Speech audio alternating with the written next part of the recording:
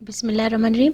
अस्सलाम वालेकुम स्टूडेंट्स, आज इस वीडियो में हम बहुत ही इम्पोर्टेंट टॉपिक करने जा रहे हैं, that is the chi square is parametric और नॉन पैरामेट्रिक।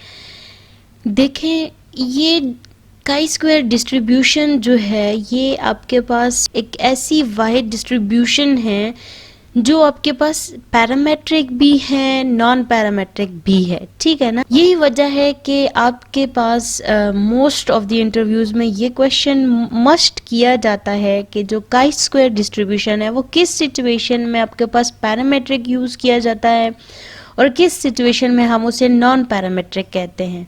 तो वो उसकी रीज़न क्या है, वो कौन कौन से टेस्ट है जो आपके पास पैरामेट्रिक है और कौन से नॉन पैरामेट्रिक है, तो वो इस तरह का जो क्वेश्चन है ये मोस्टली आपसे पूछा जाता है। इस पर्पस के लिए आज जो है तो इस वीडियो में हम डिटेल डिस्कस इस पे करेंगे, ठीक है।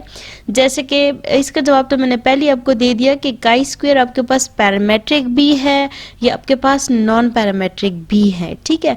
काई स्क्वायर आपके पास वाहिद वो डिस्ट्रीब्यूशन है जो आपके पास एज ए पैरामेट्रिक भी बिहेव करता है और वो नॉन पैरामेट्रिक भी होता है। अब पैरामेट्रिक में काई स्क्वायर में आपके पास कौन कौन से टेस्ट्स आते हैं, नॉन पैरामेट्रिक में कौन कौन से आते हैं, तो वो आपके पास कौन कौन से हैं। सो स्टूडेंट्स, जो काई स्क्वायर है जब ये आपके पास एज अ पैरामेट्रिक हम कहते हैं कि काई स्क्वायर पैरामेट्रिक है, तो किस सिचुएशन में हम कहते हैं, जब हम टेस्टिंग फॉर कंपेयरिंग वेरिएंसेस हम करते हैं, यानी जब वेरिएंसेस को हम हाइपोथेसिस में जब हम कहते हैं sigma 1 square is equals to sigma 2 square, so इस तरह की जब आप हाइपोथेसिस को टेस्ट करते हो काई स्क्वायर के थ्रू, तो उसको हम कहते हैं कि ये आपके पास एज अ पैरामेट्रिक है। ऐसा हम क्यों कहते हैं?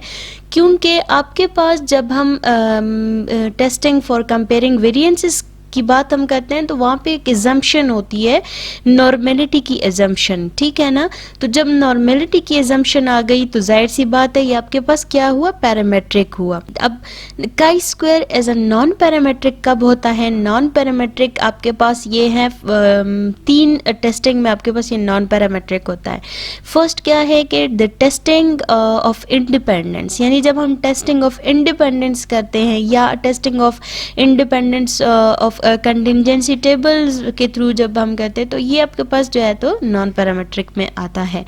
फिर आपके पास है test for goodness of fit and the third one is test of homogeneity.